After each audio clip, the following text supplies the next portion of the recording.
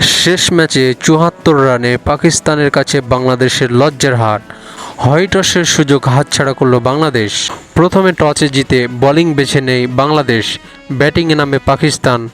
এদিন ওপেনার ব্যাটারদের ভালো শুরুতে উঠতে থাকে পাকিস্তান। সাহেবজাদা ফারহান ৪১ বলে ৬৩, হাসান নওয়াজ ১৭ বলে ৩৩, মোহাম্মদ নওয়াজের ১৬ বলে ২৭ রানের ঝড়ো ব্যাটে ৭ উইকেট হারিয়ে পাকিস্তান করে ১৭৮ রান। ব্যাটিংয়ে নামে বাংলাদেশ। এদিন পাকিস্তানের বোলার মির্জা আব্বাসের বোলিংয়ের সামনে দাঁড়াতে পারেনি কেউ। একমাত্র সাইফুদ্দিন ছাড়া সবার রানের খাতা আটকে যায় ১০ রানের মধ্যে। বাংলাদেশের মান বাঁচিয়ে রাখে সাইফুদ্দিন, করেন ৩৪ বলে ৩৫ রান। বাংলাদেশ হারে ৭৪ রানে। শেষ ম্যাচে জয়লাভ করে হাসি মুখে বাড়ি ফিরবে পাকিস্তান। কথায় আছে, শেষ ভালো যার সব ভালো তার। তবে মুস্তাফিজুর রহমান, পারভেজ হোসেন ইমনদের স্কোয়াডে না থাকায় স্কোয়াডে পরিবর্তন হারের কারণ মনে করেন ক্রিকেট গবেষকরা।